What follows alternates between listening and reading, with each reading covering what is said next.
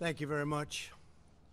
My fellow Americans, my first and highest duty as president is to defend our great country and the American people.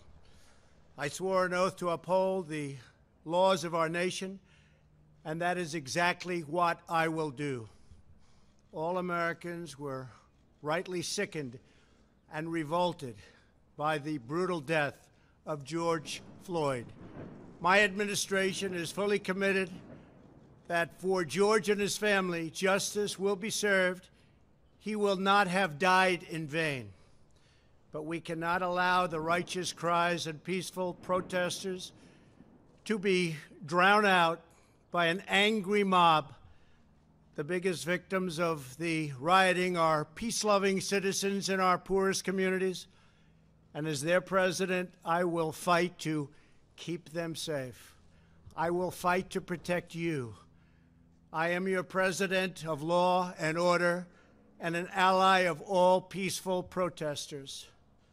But in recent days, our nation has been gripped by professional anarchists, violent mobs, arsonists, looters, criminals, rioters, Antifa, and others. A number of state and local governments have failed to take necessary action to safeguard their residents. Innocent people have been savagely beaten, like the young man in Dallas, Texas, who was left dying on the street, or the woman in upstate New York viciously attacked by dangerous thugs. Small business owners have seen their dreams utterly destroyed. New York's finest have been hit in the face with bricks. Brave nurses who have battled the virus are afraid to leave their homes. A police precinct has been overrun. Here in the nation's capital, the Lincoln Memorial and the World War II Memorial have been vandalized. One of our most historic churches was set ablaze. A federal officer in California, an African-American enforcement hero, was shot and killed. These are not acts of peaceful protest. These are acts of domestic terror. The destruction of innocent life and the spilling of innocent blood is an offense to humanity and a crime against God. America needs creation, not destruction. Cooperation, not contempt. Security, not anarchy. Healing, not hatred. Justice, not chaos. This is our mission, and we will succeed. 100%, we will succeed. Our country always wins. That is why I am taking immediate presidential action to stop the violence and restore security and safety in America. I am mobilizing all available federal resources, civilian and military, to stop the rioting and looting, to end the destruction and arson, and to protect the rights of law-abiding Americans, including your Second Amendment rights.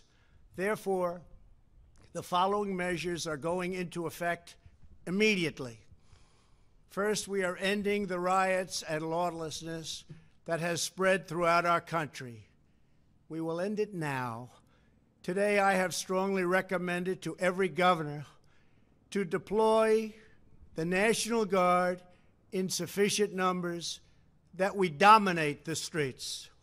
Mayors and governors must establish an overwhelming law enforcement presence until the violence has been quelled. If a city or state refuses to take the actions that are necessary to defend the life and property of their residents, then I will deploy the United States military and quickly solve the problem for them. I am also taking swift and decisive action to protect our great capital, Washington, D.C. What happened in this city last night was a total disgrace. As we speak, I am dispatching thousands and thousands of heavily armed soldiers, military personnel, and law enforcement officers to stop the rioting, looting, vandalism, assaults, and the wanton destruction of property. We are putting everybody on warning. Our 7 o'clock curfew will be strictly enforced. Those who threaten innocent life and property will be arrested, detained, and prosecuted to the fullest extent of the law. I want the organizers of this terror to be on notice that you will face severe criminal penalties and lengthy sentences in jail. This includes Antifa and others who are leading instigators of this violence. One law and order, and that is what it is. One law. We have one beautiful law. And once that is restored and fully restored, we will help you, we will help your business, and we will help your family. America is founded upon the rule of law. It is the foundation of our prosperity, our freedom, and our very way of life. But where there is no law, there is no opportunity. Where there is no justice, there is no liberty. Where there is no safety, there is no future. We must never give in to anger or hatred. If malice or violence reigns, then none of us is free. I take these actions today with firm resolve and with a true and passionate love for our country. By far, our greatest days lie ahead. Thank you very much, and now I'm going to pay my respects to a very, very special place. Thank you very much.